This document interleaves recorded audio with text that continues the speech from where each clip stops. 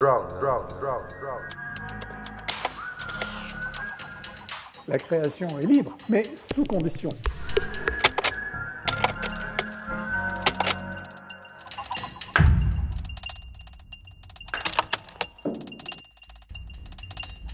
C'est un instrument de politique publique qui a été développé beaucoup par des institutions internationales comme le FMI, la Banque mondiale, et qui est très simple. C'est simplement assortir des subventions à des conditions normatives, c'est-à-dire à développer par exemple les infrastructures politiques ou économiques d'un pays en fonction de normes qui sont celles de l'institution qui finance.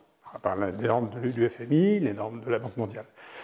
On a vu un développement de ces conditionnalités dans le domaine plus politique et institutionnel avec l'Union européenne, et notamment toute la procédure de candidature des pays qui sont candidats donc à l'Union européenne est fondée sur des conditionnalités. Elles doivent répondre à un certain nombre de conditions qui sont posées, notamment par exemple dans la mise en place de l'état de droit, et pour intégrer peu à peu ce qu'on appelle les acquis communautaires. C'était des cahiers de charges extrêmement précis, ça prend très très longtemps, et ça conditionne donc la reconnaissance par l'Union européenne du fait qu'un pays est prêt à entrer dans l'Union. Au plan interne, on connaît ça aussi, en France par exemple, dans les politiques sociales, le RSA, le RSA est conditionné par un certain nombre d'obligations que doivent remplir les prestataires, mais aussi,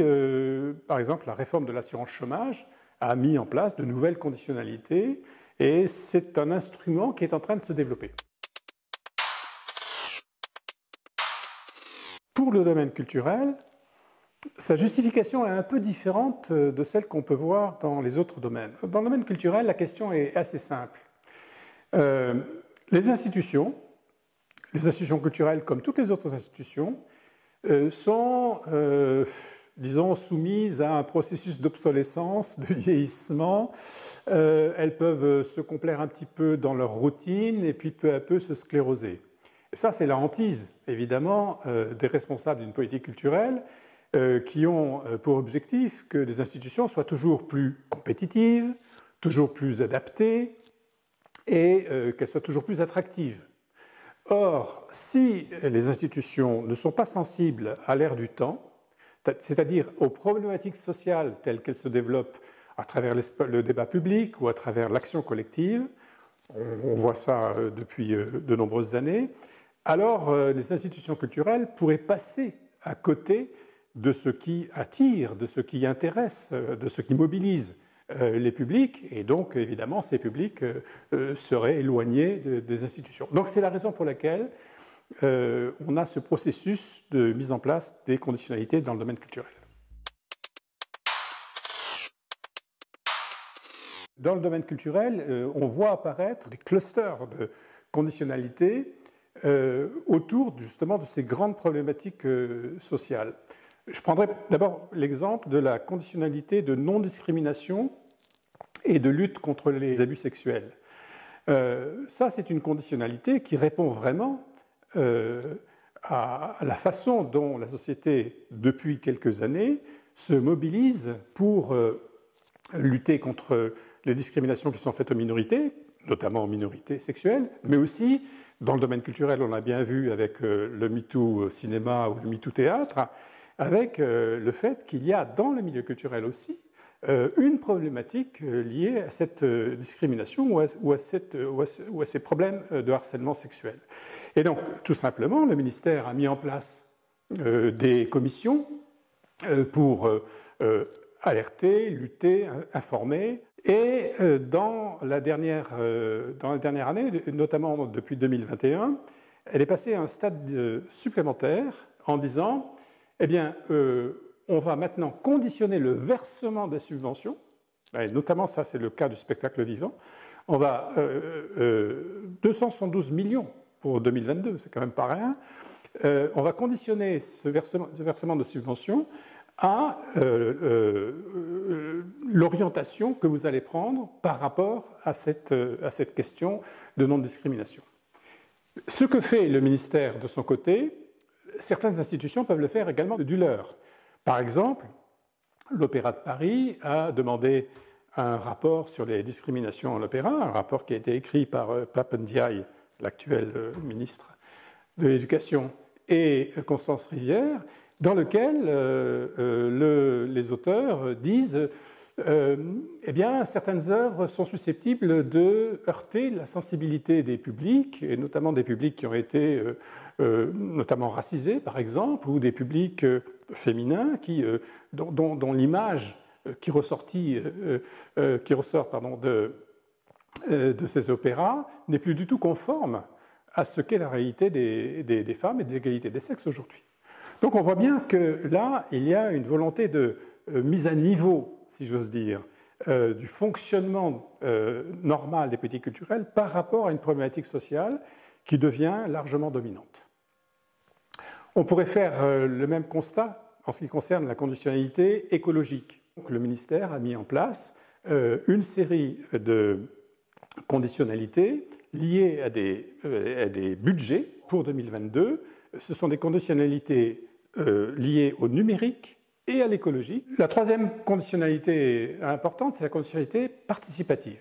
Donc, aujourd'hui, il est important que l'on soit à l'écoute du désir de participation des publics et aussi que l'on réponde aux offres de participation qui sont faites un peu dans tous les milieux et particulièrement dans le domaine culturel. Alors, dans le domaine culturel, parler de conditionnalité participative, c'est peut-être pousser un peu la logique parce que, au fond, la culture a toujours été un élément de participation et dès le départ, avec les valeurs de l'éducation populaire notamment, la notion de participation fait partie intégrante du fonctionnement des politiques culturelles. Et là, on va un peu plus loin encore et par exemple, dans la loi de 2016, la loi sur la liberté de création, on a vu apparaître deux types de labels. Un label qui est apposé aux institutions qui ont un intérêt général artistique, et un autre label pour des institutions qui ont un intérêt général artistique, mais aussi pour le développement de la participation. La première question, c'est qu'est-ce que devient le principe d'une politique culturelle conjointe qui est posée à la fois par la loi NOTRe de 2015 et par la loi Liberté de création de 2016. Ces lois indiquent de manière extrêmement claire que la politique culturelle est une co-construction entre l'État, le ministère de la Culture, et les collectivités territoriales. Or, aussi bien pour la question des labels que pour la question des conditionnalités, on ne voit pas qu'il y ait quelque chose de conjoint entre les autorités centrales et les autorités locales. Donc là, il me semble qu'il y a un déficit. Et plus que ce déficit, il y a peut-être une volonté de recentralisation du pilotage de la politique culturelle qui pose donc des problèmes quant à l'articulation ou la bonne articulation qu'on avait connue dans les années 80, 90, même 2010.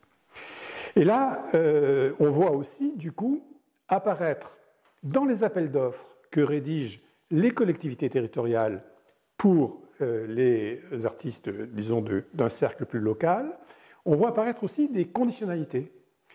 Et du coup, on se pose la question, est-ce que ces conditionnalités s'articulent bien avec celles de l'État? Est-ce qu'elles sont différentes? Est-ce qu'on n'est pas amené à avoir deux formes de fonctionnement bien différents selon qu'on est financé par les collectivités territoriales en partie ou en totalité, ou qu'on est financé également par l'État avec un label. Donc là, me semble-t-il, il y a une vraie interrogation. Le second débat, il est lié à la façon dont on doit comprendre ce fameux article 1 de la loi de 2016. On a d'un côté le monde de la loi. Alors évidemment, on ne peut pas se soustraire à la loi. On a à côté de la loi le monde de la réglementation, qui est également très, très complexe, très importante. Puis le monde des conventions, c'est-à-dire des contrats qui sont liés à un certain nombre d'échange entre les acteurs, et maintenant les conditionnalités. Donc oui, la création est libre, mais sous conditions.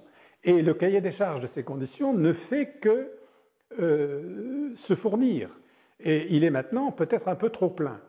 Du coup, ça pose le problème de savoir quelle est la liberté aujourd'hui des programmateurs ou des créateurs par rapport à toutes ces conditionnalités. On voit bien qu'il y a là deux grands débats qui traversent la société et qui impactent très fortement les politiques culturelles. Et moi, il me semble qu'il serait grand temps que tous les acteurs se mettent un peu autour de la table et puis commencent à en discuter. Ce serait vraiment très bienvenu.